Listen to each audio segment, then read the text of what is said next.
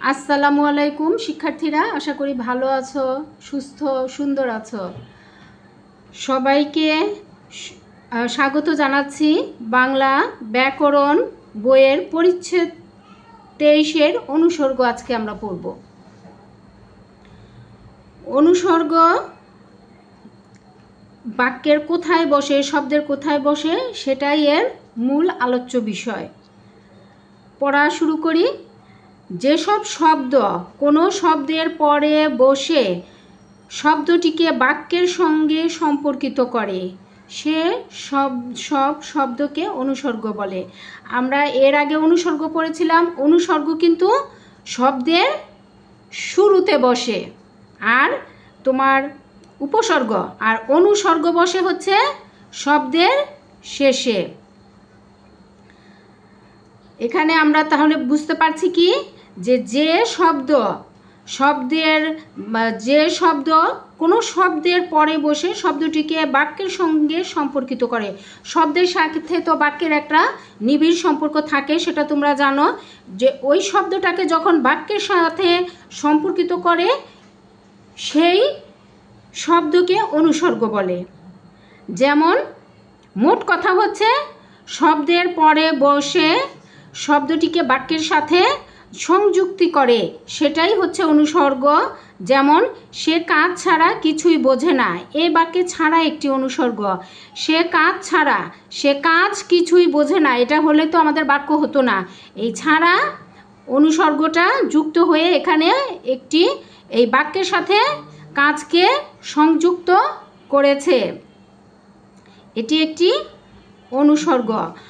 কোন পর্যন্ত পড়েছ, এই বাক্যে পর্যন্ত একটি অনুসর্গ। এখানে কোন পড়েছ হয় না, কিন্তু এখানে এই যে পর্যন্ত অনুসর্গটা যুক্ত হয়ে এখানে এই বাক্যটিকে সুন্দর এবং অর্থপূর্ণ করেছে।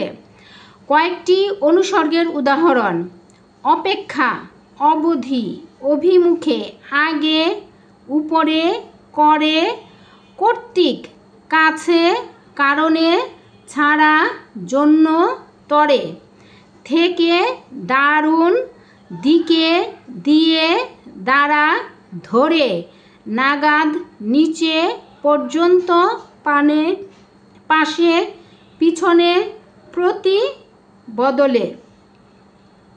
বনাম বরাবর, বাইরে, বাদে, বাবদ, বিনা, ব্যতীত, ভিতরে, মতো, মধ্যে, মাঝে, লেগে, সঙ্গে, সম্মুখে, সাথে, সামনে, হতে ইত্যাদি।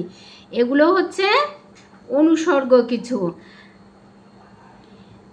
এখন তোমরা বলতে পারো যে এই অনুসর্গগুলো কি সব আমরা মুখস্থ করবো কিনা। মুখস্থ করতে পারলে ভালো, 100-তে 100 যারা অ্যান্সার করতে চাও তাদের তো একটু কষ্ট করে মুখস্থ করতেই হবে। আর তা না হলে জানা থাকলে এখানে এই যে এই এক একটা পরিচ্ছদ থেকে একটার বেশি কিন্তু বহু নির্বাচনী প্রশ্ন হবে না, এক একটা থেকে একটাই প্রশ্ন হবে। কাজেই তোমাদের অত মাথা গরম করার কিছু নাই, ধীরে সুস্থে সুন্দর মতো পড়ে যাও, ইনশাল্লাহ পারবে।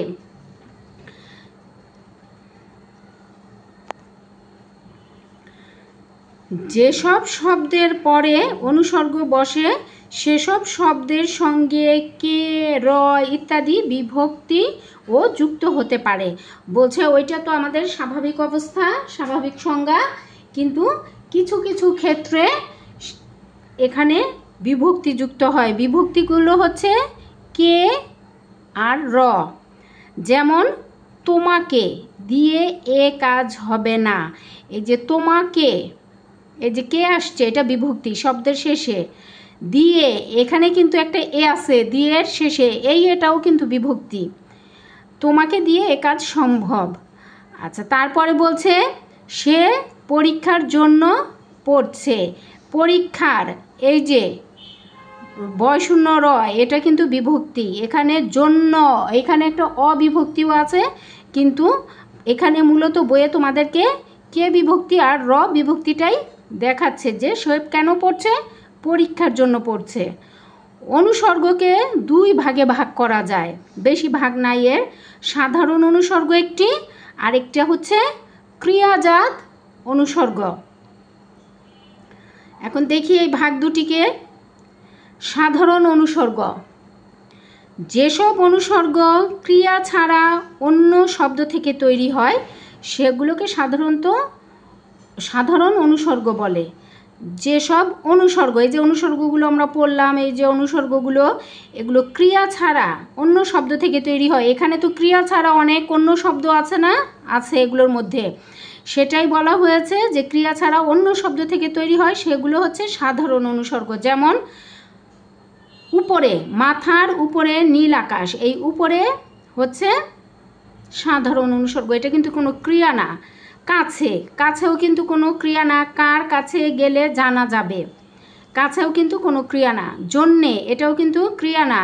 হারানো ঘড়িটার জন্য অনেক কেঁদেছি।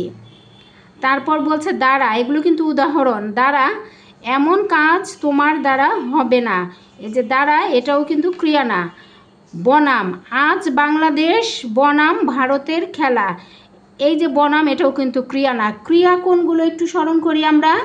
ক্রিয়া হচ্ছে কর্তা যেসব কাজ করে, যেসব কাজের সাথে যুক্ত থাকে সেগুলাই হচ্ছে ক্রিয়া। তাহলে এই কয়েকটার মধ্যে কিন্তু আমরা কোনোটাই ক্রিয়া দেখি না, তাহলে এই সংজ্ঞাটা আমাদের জন্য সহজ হয়ে যায় না। যে অনুসর্গ ক্রিয়া ছাড়া অন্য শব্দ থেকে তৈরি হয় সেটাই হচ্ছে সাধারণ অনুসর্গ। 2 নম্বরে আছে দেখো, ক্রিয়াজাত অনুসর্গ। ওই যে ওটা ছিল সাধারণ, ক্রিয়ার সাথে তার সম্পর্ক নাই, আর এটা ক্রিয়াজাত, বোঝাই যাচ্ছে নাম শুনে এটার সাথে ক্রিয়ার একটা সম্পর্ক রয়েছে। যেসব অনুসর্গ ক্রিয়াপদ থেকে তৈরি হয়েছে সেগুলোকে ক্রিয়াজাত অনুসর্গ বলে।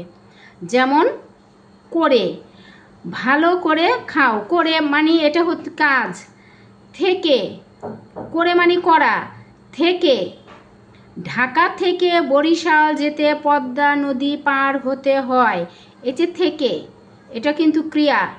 দিয়ে, মন দিয়ে লেখাপড়া করা দরকার।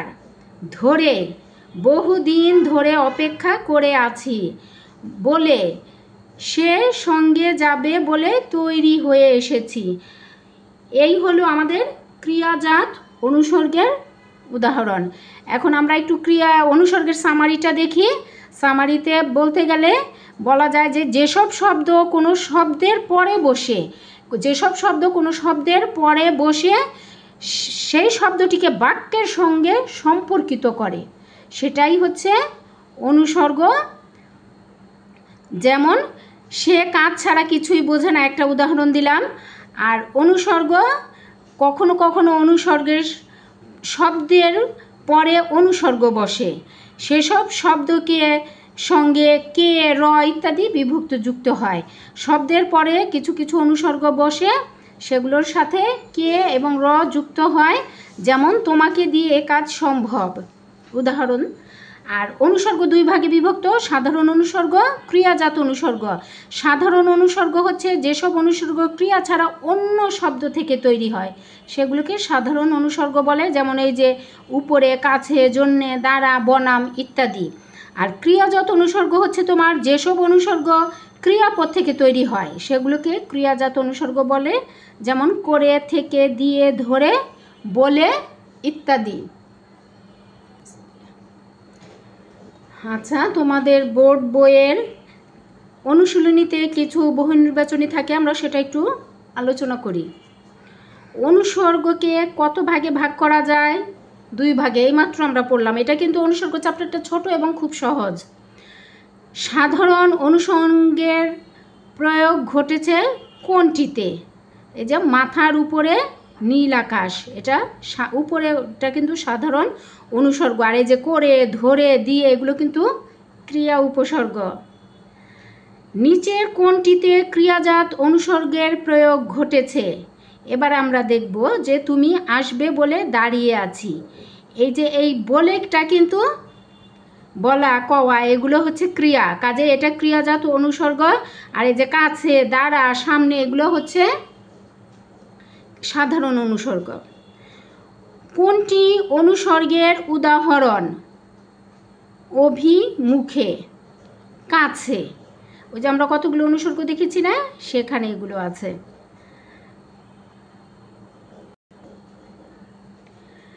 ক্রিয়াপদ থেকে তৈরি হয়েছে কোন অনুসর্গ? ক্রিয়াজাত অনুসর্গ।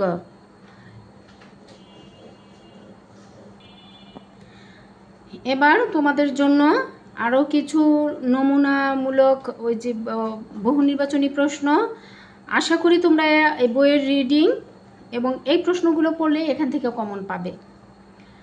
যে শব্দ কোনো শব্দের পরে বসে শব্দটিকে বাক্যের সঙ্গে সম্পর্কিত করে সেসব শব্দকে কি বলে? অনুসর্গ। তোমরা এটা একটা প্রশ্নের সাথে একটা উত্তর একদম মুখস্থ করে ফেলবে, দেখবে পরীক্ষার সময় তোমরা বিভ্রান্তিতে 4টা উত্তর দেখে বিভ্রান্তির শিকার হবে না, উত্তর সহজেই খুঁজে পাবে। যে কাজ ছাড়া কিছুই বোঝে না, এ বাক্যে ছাড়া একটি কি? অনুসর্গ। বহুদিন ধরে অপেক্ষা করে আছি, এ বাক্যে ধরে কোন অনুসর্গ? ক্রিয়াজাত অনুসর্গ। ধরা ক্রিয়াজাত অনুসর্গ, ধরাটা ক্রিয়া। অনুসর্গ সাধারণত কোথায় বসে? শব্দের পরে। এটা তোমাদের সব সময় ভালো করে খেয়াল রাখতে হবে। অনুসর্গ বসে শব্দের পরে, আর উপসর্গটা কোথায় বসে? শব্দের শুরুতে। দ্বারা শব্দটি কোন অনুসর্গ? ক্রিয়াজাত অনুসর্গ। যেসব শব্দের পরে অনুসর্গ বসে সেসব শব্দে কোন বিভক্তি বসে? কে, রে। মাথার উপরে নীল আকাশ, এ বাক্যে অনুসর্গ কোনটি? এই যে উপরে। অনুসর্গের ভাগ দুইটি হলো, এক হচ্ছে সাধারণ অনুসর্গ আর 2 ক্রিয়াজাত অনুসর্গ। যেসব অনুসর্গ ক্রিয়া ছাড়া অন্য শব্দ থেকে তৈরি হয় সেগুলোকে কি বলে? সাধারণ অনুসর্গ। যেসব অনুসর্গ ক্রিয়াপদ থেকে তৈরি হয় সেগুলোকে কি বলে? ক্রিয়াজাত অনুসর্গ। শেষ করছি আমাদের আজকের অনুসর্গ ক্লাস। সবাই ভালো থেকো, সহজে পড়া শিখির সাথে থেকো। সহজে পড়া শিখিকে সাবস্ক্রাইব করো, বন্ধুদের শেয়ার করো, তোমাদের মতামত জানিও। ধন্যবাদ সবাইকে। আসসালামু আলাইকুম।